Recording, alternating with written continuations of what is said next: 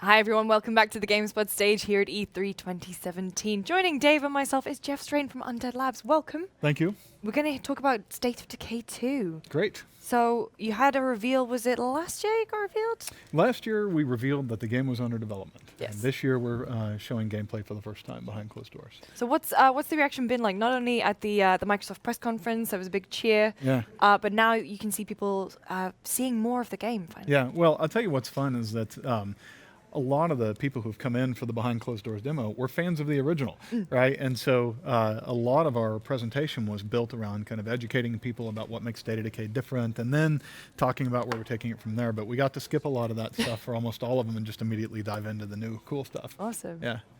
So what new cool stuff can you talk about? I know previously there was an emphasis on the groups of survivors and building bases, but now it looks like you've really gone like 110% on those elements. Well, right. So the thing we got to do was take a look at the game and say what worked and what are we going to double down on, what didn't work that we're going to get rid of, and there were definitely some of those, and then where do we want to innovate and push it forward. Our goal is always to be getting closer to that survival fantasy, to giving you the tools in your toolbox to go put your own plan together and go execute it and see how good you really are. Because I think, we all think that we'd survive the apocalypse, right?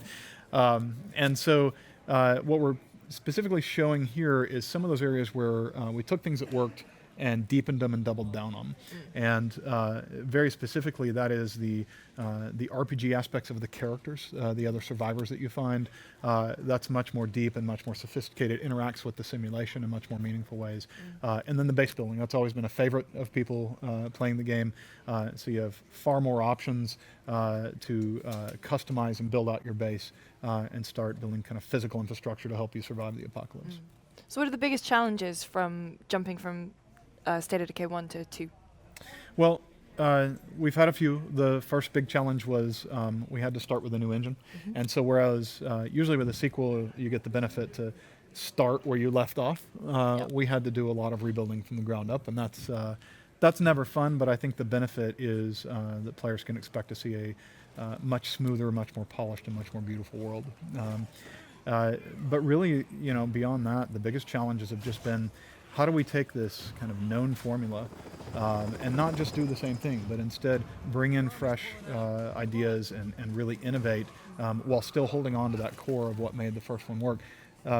Everybody has great ideas, but it's picking the right ones and judiciously extending the experience so that you're still capturing the magic of the first. That's always the tough part.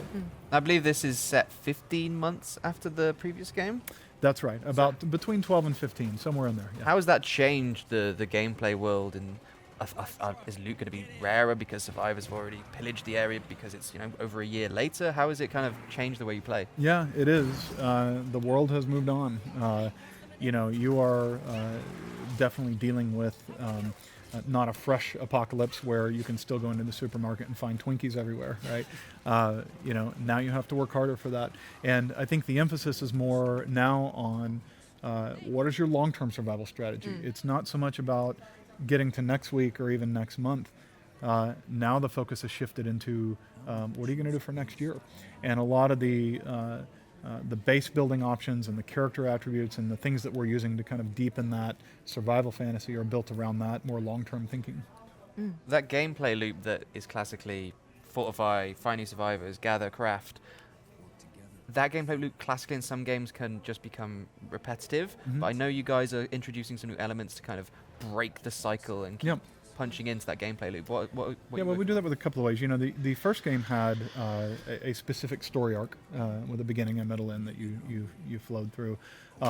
And in State of Decay 2, we want the story to be much more driven by the simulation. In other words, your choices, the particular survivors that you have in your community are going to have a much greater impact on the narrative that actually unfolds. But beyond that, there's always this strong mentality of shit happens, right? And in the apocalypse, no matter how good you are, no matter how well you have things dialed in and you've got your base humming, right? Shit happens, right? People freak out and kill two of your other survivors and disappear into the night with half of your supplies. Sometimes a car gets stolen. Sometimes, even though you're being extremely quiet, a wandering horde notices that there's human survivors here and comes in the middle of the night and attacks your base. Sometimes the medicine that you thought was you were pinning all your hopes on turns out to be well past its expiration date and not useful to you at all. So we do interject very judiciously these kind of fate events that mix up and change the conditions a little bit. And it's not really us trying to kind of screw you, right? It's us saying that, yeah, even in the real world, right, shit happens. Yeah. How often are those events going to come about? Because you can't obviously plan for them, but if I think as a player, if that were to happen too often, you would get discouraged, right? So how Yeah. do you balance that? Well, the key with State of Decay is always when something happens, whether it's one of your survivors dying, because as you know in State of Decay, it's a permadeath game. When a survivor dies, that survivor's gone forever. Or one of these kind of shit happen events I keep talking about. I hope I don't get in trouble for using that. No, word. you'll be fine. Well, I don't mean with you guys. I mean with Microsoft. But, sorry, you'll be guys. fine. Well, Anyway, the important thing is that you should always be able to look at that and understand why it happened and feel like you were responsible for it, right? If your survivor dies, you need to be able to say, if only I had rested him sooner, or maybe made sure that my ammunition was loaded before I went out there. There should always be a reason, and I think it's the same thing for these, right? If you have somebody who freaks out in the middle of the night and takes half your stuff and leaves, there should be a reason. You should look at that and say, you know what, my morale was really low and I wasn't paying attention to that. I had 5 people in my community who were snoring every night and people were getting sleep deprived. Should have taken care of that a little bit earlier. Yeah. how can you take care of people who snore? Get Get them that's some a tough one. nasal strips. Yeah, so you probably can't unless you want to kick them out of your community, which is always a possibility, or shoot them, which is always a possibility. But instead, what you probably are going to be looking at is ways to mitigate that, right? Build another bunkhouse and separate them, or try to find things that positively impact morale that you can kind of stack against it so that the overall impact on morale is high. Now, traits like that, there's apparently over 1,000 Yeah. different traits. Give me some examples. I'm sure there's some major ones, some minor ones that Yeah. play differently. Well, what we want is we want every survivor to be unique. Yeah. They are all, we avoid the word randomly generated, they are procedurally generated, right? Through a very kind of thoughtful mechanism that combines both negative and positive and major and minor traits. Every character has 3 kind of core traits when they come in. And those traits impact not only that character's RPG skills, wits, shooting, fighting, cardio, but also could cause that character to have additional skills such as gardening, because maybe they were a groundskeeper in a former life, right? But the key there is that they're a mix of positive and negative, and you kind of take it all as it comes. We want everybody to be unique, feel unique, and what we find is that players given just a little bit of that kind of flavor background, especially if they can see how it's impacting the simulation and impacting the characters, they'll hang all kinds of story on those characters and build these elaborate backstories. I do that when I play XCOM. Every time I get a grunt soldier, at first I don't care, but when I notice that this one has survived by 4 missions and maybe they do something awesome, all of a sudden I care a great deal, and I start creating these elaborate, personalities for them. And we see that going on with this game as well, and that's something we very much want to capture. So how's that expanding the characters? I know you mentioned their abilities. How do they develop? Is it like a learn by doing sort of thing, like RimWorld? If you want them to be better at shooting, then they need to go out and shoot stuff. Yeah, there are definitely some of what we call the core skills. You increase your cardio by running. You increase your shooting ability by shooting. That's definitely a part of it. But some of them are not designed to level up in that way, or they level up through things other than going into the world and practicing them. Like there's a lot of correlation now between your base facilities and these character skills, and so. If you have a certain level of gardening ability, then that implies that you can build only a certain size or sophistication of farm, right? You couldn't take it up into something crazy like hydroponics or something like that unless you had a higher ability in that. And maybe you increase that through research or through finding a library, something like that. With this many variables, how difficult was it to sort of place sort of boundaries on the simulation so it doesn't get completely out of control? Well, it's incredibly difficult, and it's one of the things, it's the bear we're wrestling right now, right? The release date for this game is spring 2018. And a lot of that is going to be spent in the kind of polishing and refining that players want a smoother, more refined experience this time around, which we're absolutely going to deliver. But also exactly this: the simulation is a big wild beast, and only through playing the game constantly do we get a feel for when it's out of control. And the way we get it out of control is we go into too much detail, right? It's like maybe we're going way down the rabbit hole, kind of simulating the impact of bathing in the morning or something, right? And then we have to dial it back because it's easy to tip over the line into who cares, right? Like there are big things that matter that impact the fun of the game, and then there are things that we could do that ultimately don't really contribute to the fun, and it's drawing that line through there that's part of the art of making a game like this. We talk about variables, the biggest variable being like the human variable. How have you adapted and introduced co-op knowing that two groups, two people doing these crazy things, how is that going to work together? So the multiplayer design in State of Decay 2 is actually quite simple. It's very drop in, drop out. You can come to my world, I can come to yours. And in addition to that, there's the flare system, which is when I'm playing, I can register to be a volunteer. Like, hey, I'm playing my game right now, but I'm also willing to help people out if they get in trouble. If you're in the game and you get in trouble, you can just shoot a flare gun, and it notifies people who have said that they're willing to be volunteers, and they can jump in the game and help you out. So it's a way to not only very quickly and easily play with your friends, but also to meet some strangers and kind of work together that way. Obviously the game is going to be set up to reward you for helping people, whether that's your friends in their map or through this kind of flare mechanism. But as with all aspects of the game, there's risk associated with it. State of Decay is all about wagering. It's all about saying, I'm going to do X because I think I'm going to get benefit Y, and let's hope the cost does not exceed that, right?